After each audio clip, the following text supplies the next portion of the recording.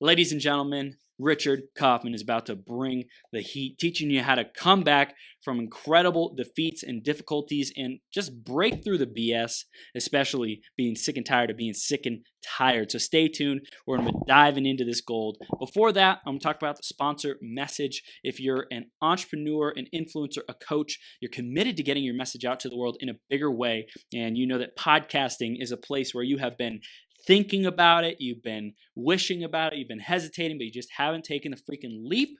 Let me be that gentle, powerful kick in the butt that gets you started on your podcast and changing and transforming people's lives in such a bigger way, making a bigger impact, increasing your influence and your income.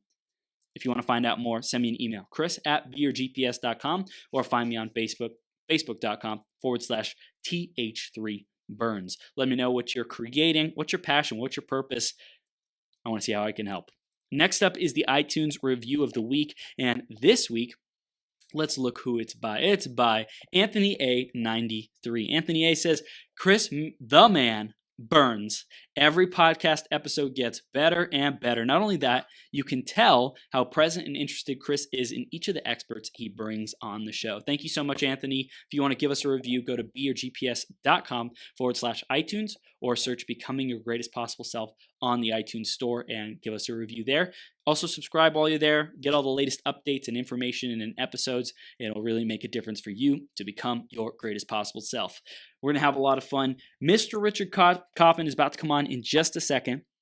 Grab a pen, a piece of paper, be ready to take notes. This guy has absolutely an incredible story and journey that's going to impact you. It's going to inspire you. It's going to ignite within you courage, tenacity, perseverance, becoming your greatest possible self. So make sure you stay all the way through till the end, to the very end of the interview. It's so important to build the habit of finishing what you start. And this is going to be an interview that you're just going to keep getting the gold. So stay tuned. I'm going to introduce him and then we will bring him on the screen.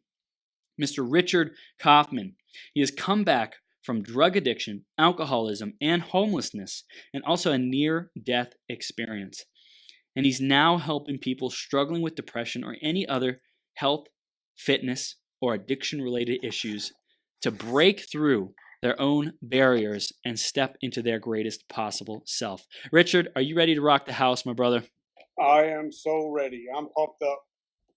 You're pumped up. Awesome, I'm dude. pumped Well, up. you are now live on Becoming Your Greatest Possible Self. Thank you for being here. I see on your shirt, the comeback coach. We're going to be diving into some greatness. Also, I want to start off with the hat because I know you wear that hat for a reason, and I just really want to pay honor, give honor to that why you wear that hat. So feel free to share, man. Well, the reason why I wear the hat, I wear it on every live or any podcast that I do, is to honor Chris Kyle, which was, if you guys ever seen the movie The American Sniper, he actually got killed by helping another soldier that was dealing with post-traumatic stress disorder, and he gave his life helping other people. So that's why I wear the hat in honor of Chris. So I just like to keep it out there. I'm not trying to disrespect any audience or anything like that, but I just do it in honor of Chris. Yeah, and I think everyone these days has their own style and image anyways. So whether it was a fashion statement or whether it's a stand for something that you really care about and in memory and in honor of someone, I really appreciate you just showing up as you, Richard. And also I know that you served for us. So I just really want to say thank you for your service and thank you for being, yeah, you're welcome. Thank you for being someone who protects us and all these freedoms and liberties that we have in our country. Because I think people can take that for granted, and I am so grateful for our freedom. So thank you. Thank you so much. You're welcome. You're welcome. Let's dive right into the theme of the day, which is your powerful platform. Richard, tell us what that means to you, your powerful platform. Just being able to being totally upfront and honest about my life. Just to make that I'm able to get out and talk to people and be relatable to people. Because sometimes a person you see on social media isn't the person that you see at home or the person you see out in public. And I'm always that goofy guy. I'm always that guy that huggy, feely, I'm always going to be the same person no matter where I am. And I think God gave me this platform to be able to help other people realize that you can just be you. You don't have to be somebody else. Be the best you can be because everybody else is taken. That's right. That's right, man. And that's so powerful. You just own who you are. And especially in today's day and age, there's so many competing voices and things for our attention and our energy. And that's one of the most powerful ways to stand out, is just to be you and be unapologetic in it, because that creates magnetism to the people who are meant to hear you. It creates confidence, it creates centeredness and alignment, which really magnetizes people to your message. Yep, I totally agree. And and people can always reach out to me, and I'm always going to be the same guy. I'm never going to change. I love it. I love it, man. So let's dive a little bit more into how you're serving people today. What's your stand for the world? Oh, right now I'm just um I actually the way this all happened is, like, I went on a podcast about a year ago. Hmm. My friend Donnie Boyven has a podcast called Success Champions. Hmm. And we were talking about how I've been in the health and fitness industry for 30 years. And we started talking about the guys that I've worked with in the NFL, Major League Baseball, WWE. And then I started telling him my backstory about it, how I came back from drug addiction and homelessness. He said, that's a story that people need to hear. Yeah. There's a million fitness influencers out there, Yeah. but how many people have come back from, drug addiction, the alcoholism, the homelessness, now being blind in one eye, but still charging hard? He Yeah. said, that's what people need to hear. People need to hear hope. There's not a lot of hope out in the world today. Mm. And that's what I hope I can help people, is just realize it doesn't matter where you come from, it's where you're at now. Mm. That's So right. that's, so if I could touch people that way, then if I could save one life, then I think, I've done what I'm put here for. Yeah. Yeah. And you're absolutely showing up so powerfully, man. So I want to go back into the journey and talk about those obstacles, those challenges that you faced in getting to where we are today. You had some serious challenges that most people might give up by, they might die from. You showed up. So take us back where you think we need to know about your journey. Where does it start? I grew up. My father left when I was 3 months old, Mhm. so I grew up in a. My mother was a nurse, so she was always working these long hours, and so I was by myself a lot, and we moved a lot. So by the age of 10 or 11, I went to about 10 different schools. So I never built any kind of relationships at all. Yeah. And I found alcohol in my parents' house. So by the time age of 12 and up, 12 or 13, I was a full blown alcoholic at that point. Wow. Yeah. And And how did that affect and impact your life?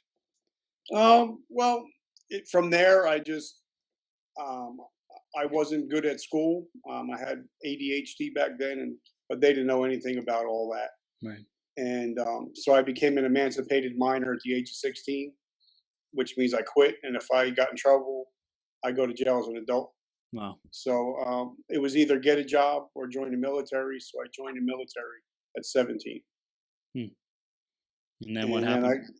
then I got in the military. I realized I got paid to drink. So I became a full blown alcoholic. And then found the wonderful world of LSD. And not only did I become an alcoholic, but I became a drug addict. Hmm. And I did about 2.5 years until they finally discharged me for being an alcoholic and drug addict. Wow. So I came home. I told my mom they let me out early because I was good, and she bought it. Hmm. But I came back home and I had nothing Hmm. when I got back home. And how did you So keep moving forward? I jumped from job to job. Um, had a girlfriend at the time, worked for her father, and then my mom let me stay in her house. But after traveling the world for 2.5 years, doing what I wanted to do, to have to be in bed by 10 o'clock just wasn't happening. So you know, so she threw me out, which Yeah. I don't blame her. Because she was working, and my stepfather was working, Yeah. and they were building a life, and I was just being a punk. Yeah. So they threw me out, and then I'm probably going to be the only guy you've ever heard that got thrown out of a crack house. Because I was living in a crack house, but I had a full time job. But I would get drunk on a Friday night, and I would blow all my money by Saturday morning. So I didn't even have enough money to be able to rent a room in the crack house. So they threw me out. Wow. So I lived in my truck for about a year and a half. Wow. And that's part one of my story. Uh, so I'm bouncing around job to job. My mom says, "Why don't you go back to school?" I said, "Okay, sounds good." So I went back to school to be a bartender. So I'm a drug addict, alcoholic bartender now. So I get my first job when I graduated. I had a friend, he owned a bar in Newark, New Jersey, and he was a police officer. So it was New Year's Eve, 1989, 88 or 89. And I was bartending there, and everything was going good. Music was going, alcohol was going. I was drinking, and the next thing I know, I wake up the next morning with my beeper. I had a beeper back then. Yes, I'm that old. I had a beeper going off, and the police officer was at the front door. I actually robbed the place, and I took like $5,000 or $8,000 home with me. Wow. And when he opened the door, he says, he talked to my mom, and she just let him right in because she knows that I done messed up. And I was looking. He said at about 5 years prison time, and he said, "Son, just give me back the money that you lost by giving out free drinks, and you got 24 hours to come up with the money, and you have to go to AA every day for the next 90 days and sign in and sign out." So I got the money. My aunt and uncle, my stepfather helped me, and I went to 90 meetings in 90 days. Then it hit something like 350 meetings in a row. Wow. And I haven't had a drink or a drug since 1989. Wow. Damn. So, yeah. So that I got 3 parts to my story. So that's why I hope I'm not boring you guys. This is great, dude. Keep going. And then went through a couple relationships, and then decided to move to Pennsylvania. I moved to Pennsylvania, and I got the itch to join the military again. And I had to go jump through all kinds of hoops, but they finally let me back in. But the thing is, I still had an attitude, even though I wasn't drinking. Yeah. I still had an attitude because there's such thing between being sober and being a dry drunk. Being a dry drunk just means you're an asshole that doesn't drink. So that's what I became. I had a big chip on my shoulder. So I joined the military again. At that point, I moved to South Carolina, and I was still having the same attitude. Still, the world owes me everything. It's all about me. Still acting like a Yankee, and moving down to South Carolina, that doesn't fly. And I was due to be discharged at the end again, thrown out again at the end of September 2001. And then 9/11 happened. Now, being from New Jersey, we all lived about 15, 20 minutes away from the towers. And a lot of us knew people that were actually in the towers. And something in me broke that day, because I don't know what it was. I don't know if it was God. I don't know what it was, but I became a broken man, and I actually just broke down into my chair and I sobbed. You just say there's sometimes when you become a broken person, that's when God can actually rebuild you. And at that moment, I said, God, I said, if you let me, because I called my first sergeant, my company commander, said I wanted to have a meeting with him the next day. And I actually begged them to let me stay in. And they gave me a second chance. And that day, I dedicated the rest of my life to helping people that can't help themselves. And after that, I excelled. I won Soldier of the Year within 2 years. I became a non-commissioned officer within 2 years. And I ended up doing a total of like 24 years total. Damn. And you said Soldier of the Year. What's the scope of that? That's when you have to be the most squared away person in your company, in your battalion, in your brigade. I mean, you have to be like on point. You know, your PT, your physical training's got to be up. You got to be doing great in correspondence courses. Mm, You have to have your first sergeant and your commanders actually telling you that you can go there. They have to recommend you. So mm. the same guys that were putting me out 2 years later were recommending me to become Soldier of the Year. And what do you think was it that differentiated you from all the other excellent soldiers? I guess because they saw where I was almost getting thrown out one day, Mm, which literally was I was going to get thrown out, and then the following weekend I come in and I'm a totally different person. I'm totally humble. Now I don't talk, I just listen. mm, Now I get there a half hour early, stay a half hour late. yep, Now I start hanging out with ranks that are 4 or 5 ranks above me to try to glean what I can get from them, and to mm, finally they think they finally seen it that I stayed late and I showed up and I showed out, mm, and everything they if they were like, okay, we need somebody to go take out the garbage, okay, I go volunteer. I volunteer for everything mm. until it got to a point where it's like, okay, you don't need to volunteer anymore. We'll put you in charge of what needs to be done. Wow. And yeah, so it was pretty cool.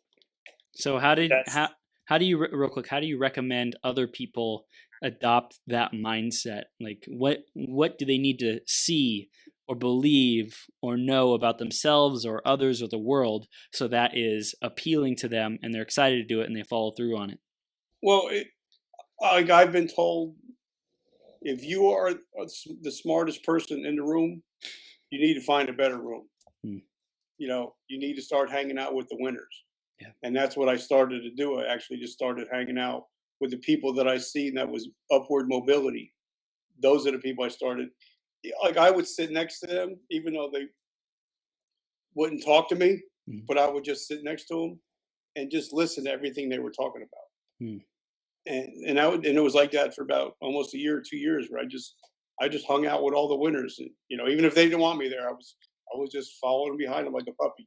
mm, So and I won the Soldier of the Year, which I was grateful for, and I became a non-commissioned officer. mm, And I which I always believe that I'll always be an NCO. I'll always be looking out for my troops. mm. Even whether it's the guys I serve with or the people that I talk to now, I always take that leadership role where I always want to lead from the front, never from the back. What does that mean, non-commissioned officer? There's officers which are like lieutenants and captains, and then there's non-commissioned, which means they're not commissioned to be a captain or lieutenant. They're like sergeants, first sergeants, sergeant Mm, majors, and stuff like that. mm. So they do the grunt work. So where the other people get paid high, we do all the grunt work. Okay, so you get this Soldier of the Year award. What happened from there? Then I moved to New Jersey. I I me I had a girlfriend when I first moved, when I first left for the military, and the Hmm. girl that I always loved. And I moved away, and we all did our thing, and then we happened to reconnect again. Mm, And now she's my bride. She's been my bride for the last 8 years. mm, And I moved to New Jersey to so we can get back together and get married. And so my first drill so my first annual training with the New Jersey National Guard. mm, One of our vehicles broke down on the side of the road, and I had to back a vehicle up. And instead of him hitting the brakes, he hit the gas, and he ran over the whole right side of my body and ran over my head. And from that, I got traumatic brain injury, wow. and I'm actually blind in this eye. And so after that happened, not only did I lose my vision, I lost my career, Mm, because they figure if you can't shoot, you're worthless. yeah. So one day I got the call, and they're like, "All right, hand your ID, and you're no longer a soldier." And I got into a deep, deep, dark depression for a couple months after that, because I was about to be thrown out, and then I brought myself all the way back, and then now I'm told that, you don't have that career anymore. Hmm. So it's kind of like, because anytime anywhere I ever went, if I ever asked for my ID card, it was always my military ID. Yep. I never looked for my driver's license. And then after that, it's kind of like I actually had to hang up my uniform one last time, Hmm. and that was my whole identity. My whole identity was Sergeant Kaufman. You know, and I got into a deep dark depression. Didn't drink, I didn't drug, I didn't go to anything like that. I did have some suicidal thoughts, but never acted upon it. But I was down for a couple months, and I decided, you know what? I've been through all kinds of shit. I've been through everything that I've been through. I got to come back from this. Yeah. And I decided, you know what? I'm going to call the VA, and I actually got in touch with a great psychiatrist, and I'm proud to say that she's helped me out a lot. Now, a lot Yeah. of people think it's funny. My wife thinks it's funny. Her name is actually Dr. Seuss, SOOS. So, so, but she's really helped me out, and Mm. I've gotten out of that deep dark depression. I mean, there's still days where you're like, you wake up and you can only see with one eye, Yeah. so you get into that depressed state. But then I think, okay, but I can see out of one eye. That's right. So and then I just started um, about a year ago. I just started after I talked to Donnie, and he had me on the podcast. He's like, "Dude, you need to write a book." Mm. So I was like, "All right, I'll write a book." And then I started going on like I've been on like 50 or 60 podcasts already. Wow. Just trying to help people out. Just trying to say, if I can come back 3 times, you can come back one time. Mm. You know, Mm. and just to be that light of hope to be like, all right, if that goofy guy made it, Mm. I can make it.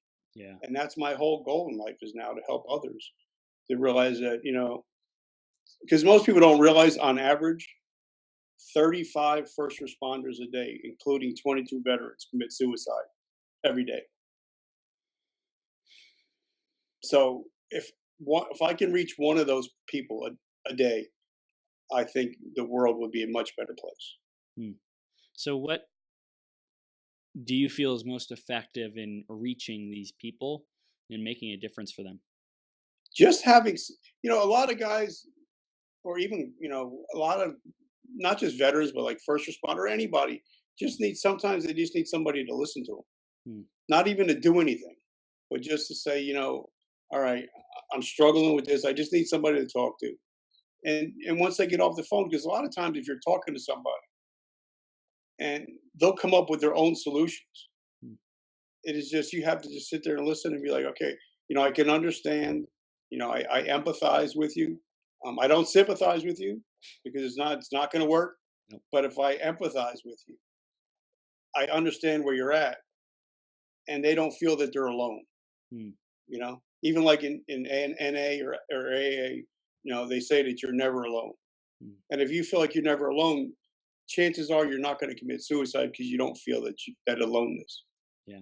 And can you clarify what a first responder is for someone who hasn't heard of what that is? Uh, Firefighter, police officer, EMT, nurses, doctors, anybody that deals with trauma. Mm. Why do you think it is that they're one of the most highly likely to commit suicide? Because who are you going to go home and talk to about? You just see some guy blowing his head off. Mm. You know what I mean? Or they see so much stuff that the normal person doesn't see. Yeah. And that stuff either, like I have a lot of friends, like most people don't realize that the number one job that commits suicide is corrections officers. Mm. Because they're around it all day, and then they get home and that stuff is just sitting in their mind. Mm. It just it replays the tapes. And like I have some friends that are officers that they've dealt with the guys in Guantanamo Bay, telling them what they did to victims, and there's nothing the officer can do except sit there and listen. And then they got to bring that stuff home with them. Yeah. So and I think sometimes they just need somebody to talk to, Mm. and I'm that guy. I'm that guy that'll be there for them. Yeah. So tell us about the book that you're writing. What's your intention with Well, that the and your book is purpose? out. It's out on Amazon Kindle. Okay. It's called A Hero's Journey from Darkness to Light. And they're not saying that I'm a hero. The reason I did that is so when people actually pick it up and think they're going to hear a hero story. But it's amazing how God has always put somebody in my life Mm. at times of need. And I got an email one day from the Steve Reeves Foundation, Mm. and he was the original Superman. Wow. And they said, "You want to use a quote? The opening quote for your book could be from Superman." I was like, "That's cool," Heck you yeah. know. And then the reason I put the book out is because, well, the first book is the whole story I told you, but it gets in more detail. Yeah. But the last two chapters are, one is how to recognize if somebody's suicidal, and then the second chapter is how to recognize if people are addicted to any kind of issue, Hmm. drugs, alcohol. Because sometimes what you think a person is suicidal is not actually how an actual suicidal person is. Hmm. What are the distinctions?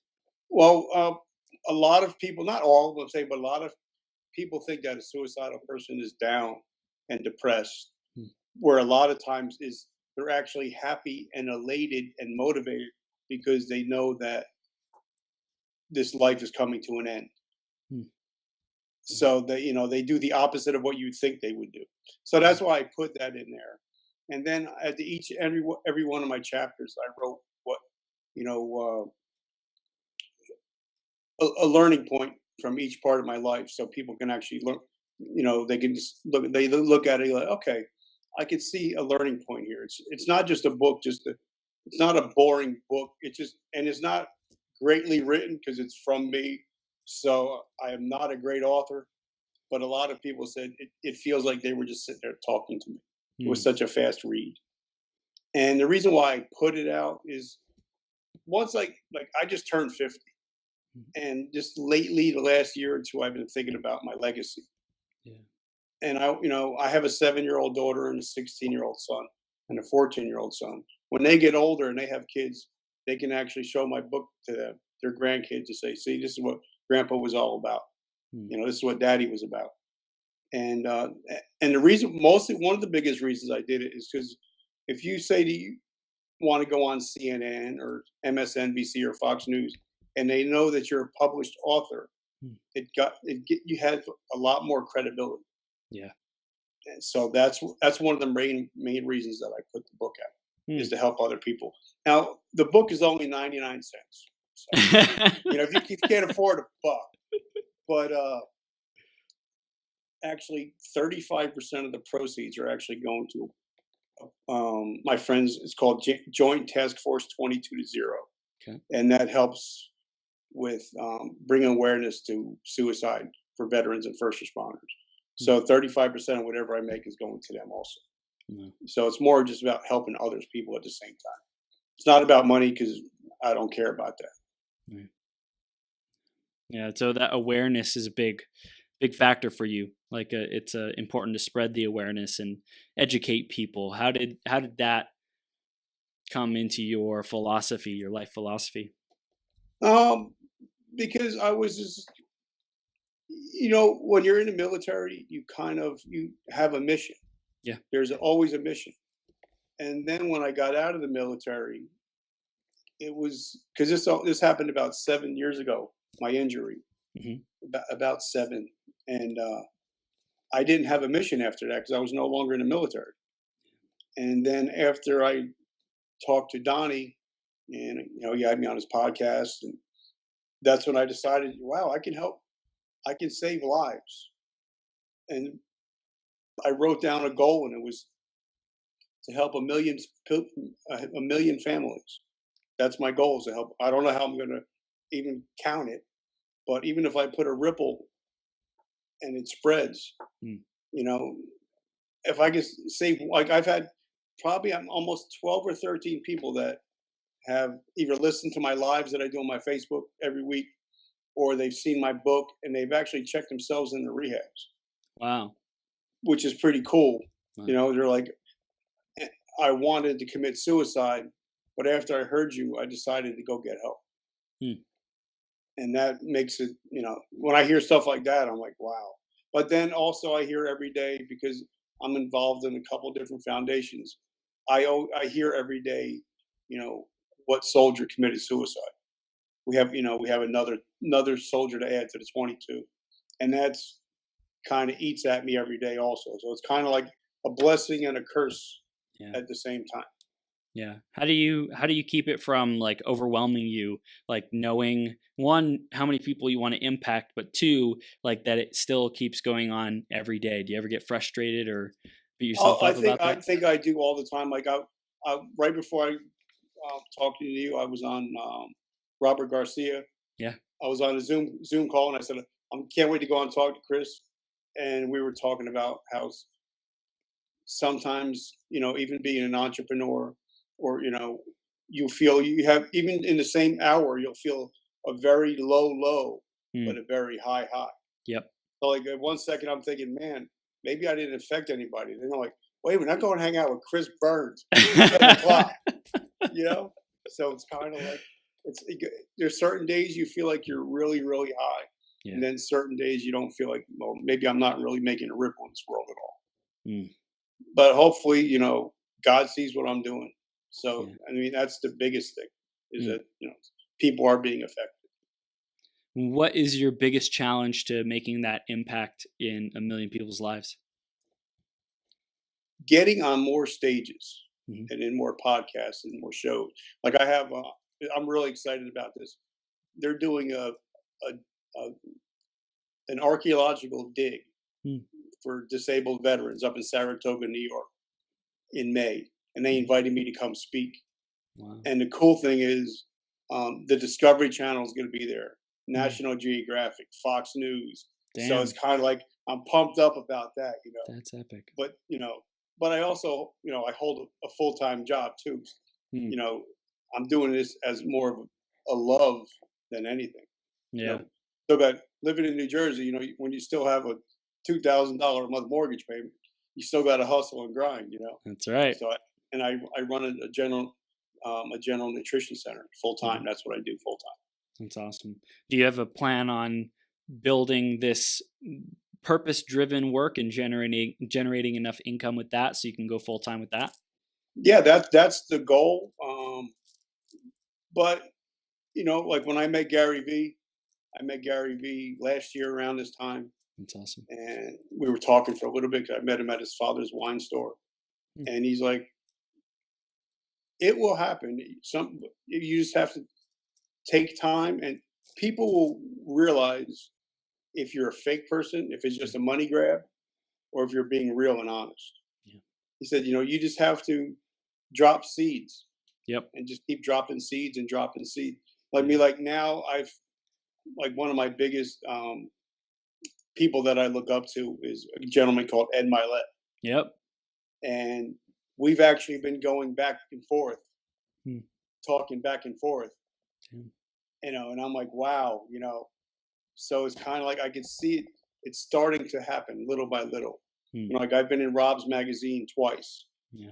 I'm gonna be, I'll be in his magazine again next month.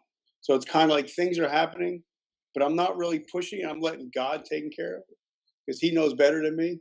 Yep. Usually if I put myself in charge of something, it gets messed up, and He's got to fix it anyway. Yep. So I just, I mean, I'm in charge of the work. He's just in charge of what happens with the work. Yeah. Yeah, it's good. I hear a responsibility of what you can do, what you're in control of, showing up, taking the actions, putting in the work, the grind. And also on the same token, you have faith, you let go of like the bigger things and just trust that it's all, working out. You do the best that you can and kind of surrender the rest of the things to God. Yeah, and that's like one thing I realized, like when I wrote my book, I because I was on a podcast with somebody, and he said, Did you ever see the last? You ever see the movie 8 Mile Mm. with Eminem?" Yeah. He's like, "I want you to watch the last episode, the last 5 minutes," Mm. and he's like, "I want you to put everything you've ever done wrong out there, Mm. because this way, if you put everything out there. Nobody can ever say anything about you, and then you're actually free. Yeah. Because somebody could say, okay, Rick, you were a drug addict, you were an alcoholic. It's like, okay, but now I have a beautiful wife. Yeah. I have a beautiful family. I have a beautiful kids. Got a beautiful home. Now what? You know? Yeah. Okay, I've come back. So now what can you say about me? I haven't told you about myself already. Mm. And it makes you free when you don't. I mean, it's not saying you don't care what people think, but sometimes you don't really care what people think, Mm. because you're just being the person that you were supposed to be. Mm. Yeah. So it's not when you're just owning what has happened and sharing that and not being afraid of someone seeing or finding out about like your dark secrets or whatever, then that gives you the freedom to just own who you are and stand in that power. Yeah. Hmm. That's good. That's good, man. Um, what would you say is your favorite thing that social media is allowing you to do right now?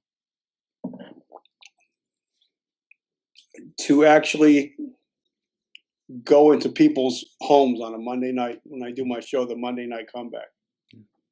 And when I'm talking about something from the heart or interviewing somebody, and somebody just messaging me that, leaving a comment saying, wow, I'm struggling with this today. Mm. And you hit home today, Yeah. So, where else years ago you'd have to be on TV, you'd have to be in a studio. Yep. Now we just have this stupid little phone you can pretty much do everything through. Yep. Yep. And it's nice now. Eventually I'm going to have to interview you, have you come on the Monday That's Night right. Comeback. That's right, But baby. now I've actually had a lot of great people are starting to come on the Monday Night Comeback, like Robert Garcia, Mm. Donnie Boyven. I'm gonna have Stephen Kuhn on. Mm-hmm. So things are starting to pick up, but it's I'm grateful that I'm able to do it and put positiveness out there, because there's a lot of negative on social media, Mm. and I don't allow any negativity in my life whatsoever. If you're negative, you're done. You're out. Cut. Yeah. Yep. So Yep. How that's one thing I'm grateful. how did you develop such a positive, determined mindset? Um, it was kind of one day I just decided. Mm. I Yeah. decided, all right, I can be miserable, um, but it's not going to get me anywhere. Yeah. Just and if it's good, because in AA they say, if it's going to be, it's up to me. Mm. So it's kind of like, all right, I got to get myself up out of this crap that I'm in. Because they say the only difference between a grave and a rut is, with a rut is the grave with the sides kicked out. Mm. So I decided to get out of my rut, and it's been about almost 10 years now that I decided, what, I started watching, what I read, what I listen to, because I was talking to somebody, a clinical psychologist, and they say that if you listen to somebody, like if I listen to you, Mm. my brain doesn't know whether you're in front of me or whether you're coming through my ears on a podcast. Your Mm. brain doesn't know the difference. Mm. So if a person says, you are the average of the 5 people you hang out with. If you listen to people long enough, your brain doesn't know the difference between friends, real friends, or somebody that's talking to you through a podcast. Mm. So your mind actually it changes the neurons in the brain, in the brain waves. Mm. And I just started, I don't watch the news. I don't watch, if it didn't happen on Sports Center, I don't know if it happened. You I always have. Now, in my book, I also talked about that I only have a ninth grade formal education, Mm. but I've read over almost 6,000 books, Damn. and I have like 5 or 6 going all at one time. Wow. ADD is a great thing sometimes, but I just decided that it's what I put into my brain Mm. is gonna, like, if you put, say, I like some kind of sometimes gospel music, but if you listen to that for a while And then if you put on, say, some death metal or hardcore rap, your mind actually changes. The Yep. brain waves actually change. Yep. So that's when I decided, all right, maybe I'm just going to start listening to, on my way to work, on listen to podcasts. Yeah. So, and that's what I started doing. I just started getting rid of all the negative stuff in my life. Hmm. It's amazing. You said 6,000 books. Do you have a goal to read a certain amount of books a year, or is it just? Well, the way it all started is when my mother got remarried. Mhm. Her and my father used to argue a lot, Mhm. stepfather. Mhm. So, and I was about maybe 8.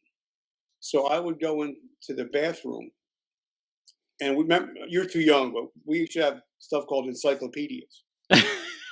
Okay, you said we didn't have Google, Right. but I would fill the bathtub up, and I would lay in it where I wouldn't hear them arguing, and I would just sit in there for hours and reading books. Hmm. And that's something that I've just done my whole life now. It's like I always have, 5 or 6 different kinds of books going at one time. Yeah. And I have like 5 or 6 health and fitness magazines that come to the house every month. Hmm. So my mind is always going, always trying to learn.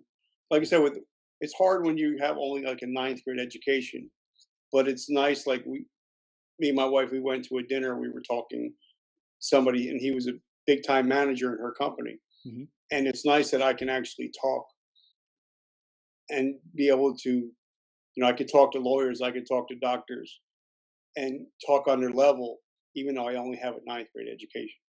That's incredible. It's so funny you mentioned encyclopedias. Like sometimes we forget these things that we used to do that are like at least for me, I forget these things I used to do that are the cornerstone, the foundation of why I am the man I am today. And I know my parents used to have this encyclopedia, a big blue one with tons of really cool like pictures of all Yeah. the things inside of it. And that's what like it caused me to be interested to learn like, ooh, what's this picture? What's this picture? And I would start creating associations in my mind. And it's just like all these little things that add up. I'm so grateful for my parents that, I had a childhood and education that allowed me to be so self-reliant and so studious and growth mindset and stuff, and started that from a really young age. I'm so grateful for my parents, man. So Well, the that's lady that awesome. taught me, she was from England, so she was actually an English nurse, Mhm. and she always taught me that your body may be stuck here, but your mind can go anywhere you want to go once you start Yes. reading. That's why, like, one of my favorite books, and most people look at me like I'm weird, but is the biography of Malcolm X. Mm, Because even he said in the book, even when he was in jail, he says, "My body is in jail, but my mind is free." wow. Because it was stuff that he read. He just kept on reading and reading and reading. Mm, So that's where I just kept it like, all right, if I don't know about something, I'll buy a book and just something that I'll never use again, probably ever again. But it's yeah. something I want to learn, Yeah. just to keep the mind active. Mm, Because if you don't, your mind is a muscle. If you don't use it, you actually lose. You mm, lose it. yeah. Yeah. It's incredible how adaptive we are when we challenge ourselves. But if we just stay in our comfort zone or that rut, then it can be easy to just keep complaining, keep doing the same things over and over again. So, I see you really getting outside of your comfort zone, doing new things, going on podcasts, writing books, and stretching and challenging yourself and growing. It's super important. I think I learning how to pick mentors. Mm, You know, just like my mentor Ed, he says the enemy of greatness is being comfortable. yep. Get get comfortable being uncomfortable, and you'll be successful. This is great. Have you heard of the guy Rob Eastman? He was on my show a while back. He lives out in Utah, and anyways, he's a drug and addictions. I think he helps with that and does like counseling or coaching around that. And then he also is a athletic coach. He teaches wrestling and martial arts and different stuff like that. I think he owns a gym as well, and he's all about like pushing himself to the limits and like getting uncomfortable, doing like crazy marathons, Ironmans, and just stuff that just pushes him to the limit. And I interviewed him on my marathon, and after the fact, I was like, dude, you're a freaking badass. I want to know what makes you so resilient, unstoppable. You confront everything that you're afraid of, everything that might keep you small, everything that might stop you, and you attack it. And I want that. I want that strength. And you mentioned choose your mentors wisely. Pick them wisely. And I asked him if he would be my mentor, specifically to toughen me up, specifically to build my resilience and my perseverance and willingness to confront the crap that I don't want. Because I recognize there's an aspect of me that really loves things to be easy and like flow and like trust and have faith that everything's working out.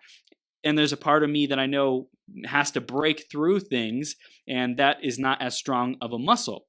Oh yeah, I can get on a 12-hour marathon, do that no problem. This is like performance mode for me. But there's certain things that are a challenge for me psychologically because of whatever reason, programming, conditioning, what people think, that was a really big thing for me to break through. Also my own self-imposed beliefs and barriers. Oh, I'm only going to run 3 miles, 4 miles, because past that, it's like, that's just not happening. So it's like, I asked him to be my mentor. I'm going to Utah this weekend to visit him and spend time with him to soak up that mindset. And I love how you said we're an average of the 5 people that we're around the most, whether it's podcast or in person. Get around people who are going to challenge you and empower you to grow and to remind you what you're capable of. Well, hopefully you can introduce me to this gentleman. Dude, I'm happy to. Yes. He's a powerhouse. Like the biggest thing is like when I was younger, like I moved around so much that I never built relationships. So my thing in the last year is, well, not even year, just probably the last couple of years is building relationships. Being, like my friend Mark Dudek, I talk to him every day. Never met him, but every day we're talking. That's awesome. And sometimes it's in order to have a friend, you have to be a friend. And because of so many of the issues that I had with abandonment issues when I was growing up, I didn't make a lot of friends. And now I'm trying to change that whole mindset to where I want to have friends everywhere. Now it's like I can't even. It was amazing that I was able to accept your friend request because I've been at 5,000 for like forever. But it's because now I'm just trying to be a friend to everybody. Be a friend sometimes to the friendless. Yeah, well, I think in today's day and age, your effectiveness, your impact is a function of the impact of the people around you. Like for me, I was so excited early on to do this 12-hour marathon because I recognize the exponential impact that I have by networking with so many people and putting you on the spotlight, and like these are worthy messages. We're getting them out to the world, incredibly high standards, making a big impact.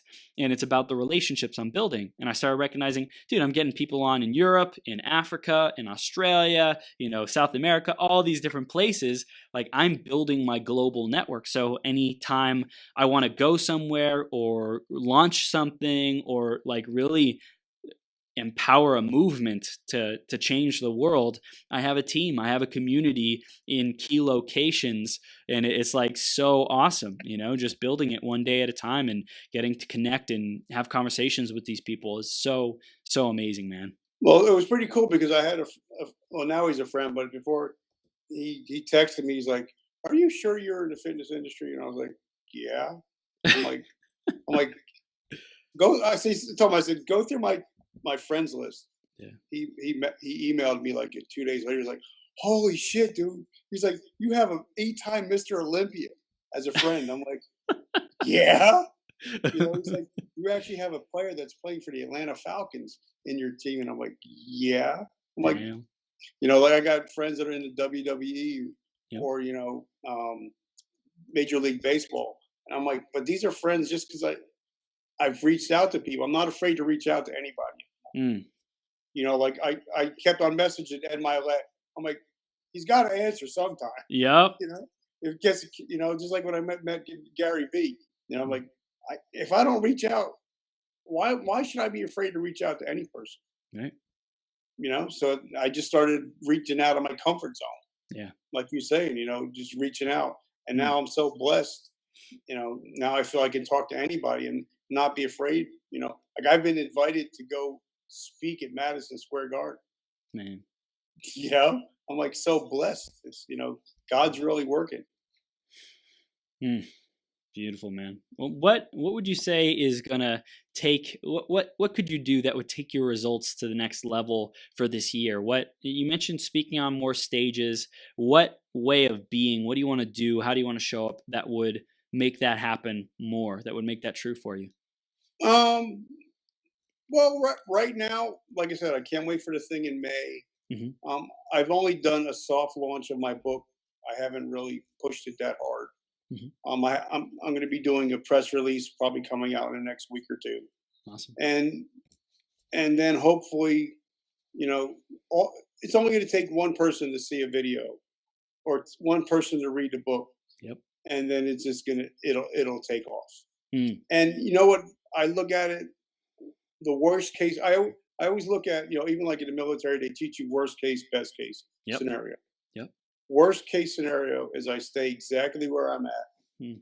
I'm blessed. I got a beautiful wife, beautiful kids, Mm. and I'm helping people break through the issues that they have in their lives. Yeah. And maybe, I always think of this, maybe my goal is not going to happen in this life, Mm. but it'll happen in my next life, my afterlife. Mm. Mm. So I can't lose. Either way, I win. Yeah. Dude, it's amazing. So good. If you're, let's see, I'm trying to paint the scenario.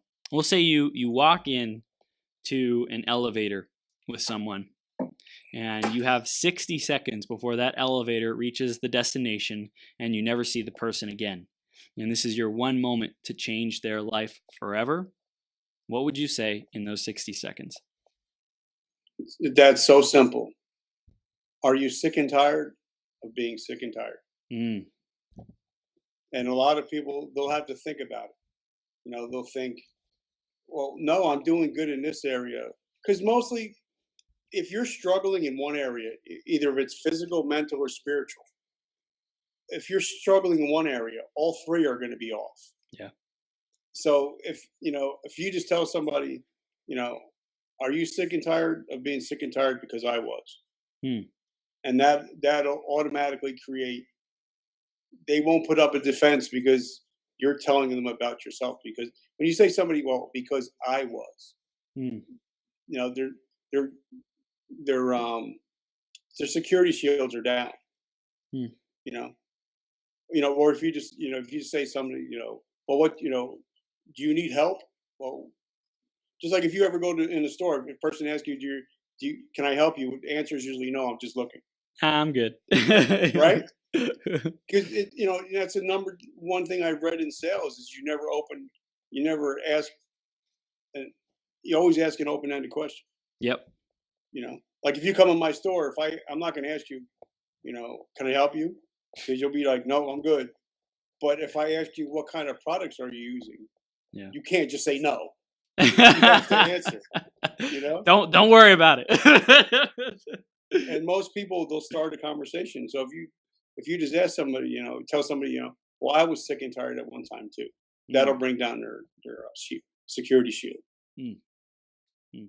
So And it good. usually works. That's a great opening line. It's if you're sick and tired of being sick and tired, do something about it. Yeah. What else Yeah. do you think? What else do you think those people who might be sick and tired of being sick and tired? What do they need to hear right now that we may not have covered yet? That it's okay to be not okay. Mm. I got a beautiful T-shirt. I want to have made. It says, "Even broken colors draw beautiful pictures." Mm. Even broken crayons still draw beautiful pictures. So even though if we're broke, we're still beautiful people, and not everybody. And if people realize that everybody in life, no matter who you are, is addicted to something, Mm. people would realize, well, maybe I'm not that off center, Mm. Because most people will say, "Well, I'm not addicted to anything," but they're looking at their phone every Yep. 5 minutes, and people don't realize that on the average person picks up their phone 700 times a day. Damn. So it's an addiction, right? That's So definitely an addiction. yeah, so it's kind of like a person can't really talk about one addiction if they're addicted to something else. So once people realize, well, everybody's addicted to something, it kind of just it opens up a lot of different conversations. Hmm. Yeah, just being real. That's awesome. Everyone's Yeah, got something to work on, and it's just about being transparent, sharing that stuff. I love going back to, if I share something I'm struggling with or stuck with, then nobody has power over me if they know it. It's like I get to be the one who shows my cards to the world, and nobody can hold that against me. yeah. It was like I don't have time in my life to worry about if your grass is green. Mm, I got to worry about my grass.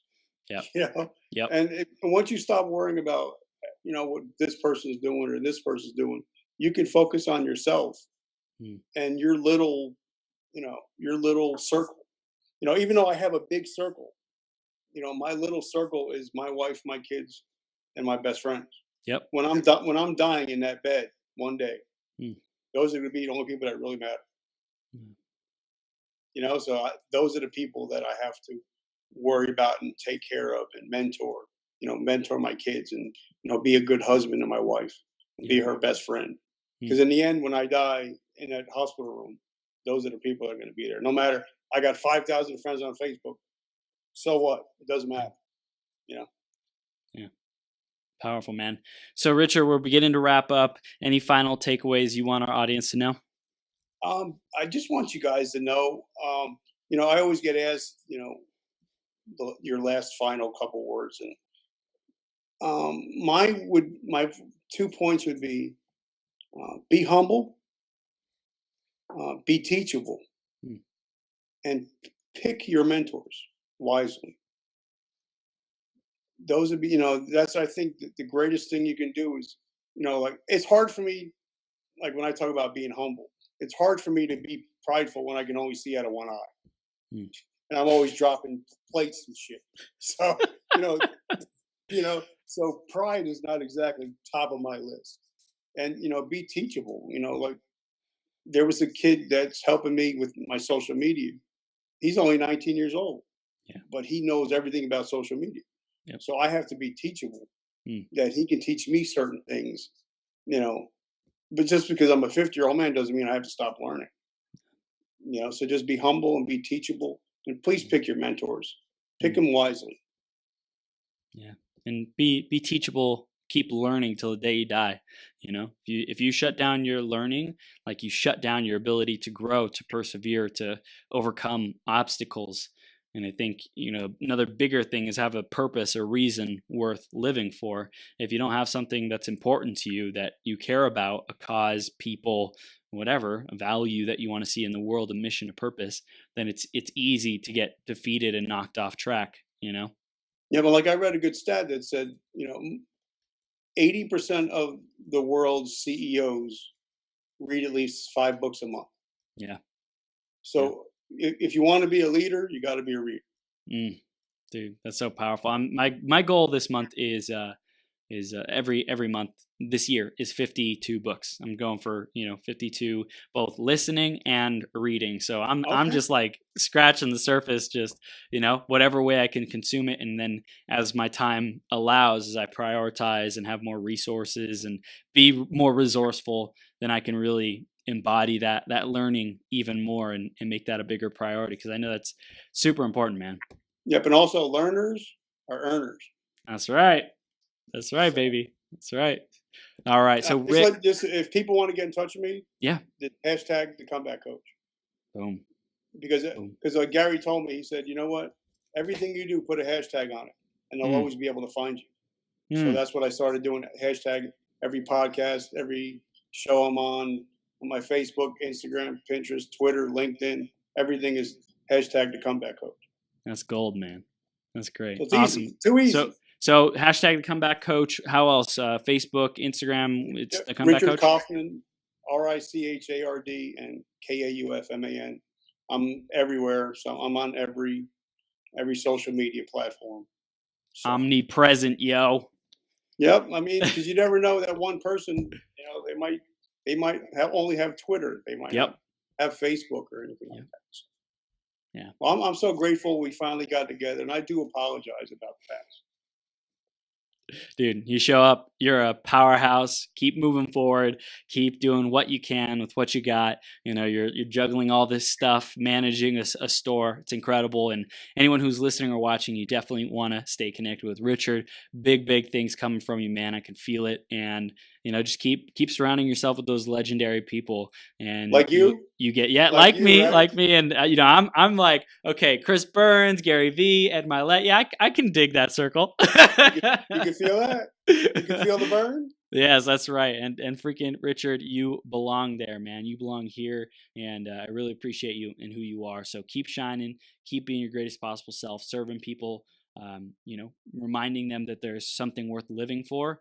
And I think what did you say? I did it. I went through it because I was. I think is what you said. You may be struggling with da da da da because I was. You may have suicidal thoughts. You may be struggling with alcoholism or drugs. I was because I was. And that's something that you can really relate to people with and give them hope. So thank you for being. It's all you, about man. hope, man. That's right. Time hope, to ignite. Not dope. Nope, not dope. Dude, Rick, thanks for being here. We'll see you soon, okay? All right, brother. Love you. Thank you so much. Love you too, man. See you soon.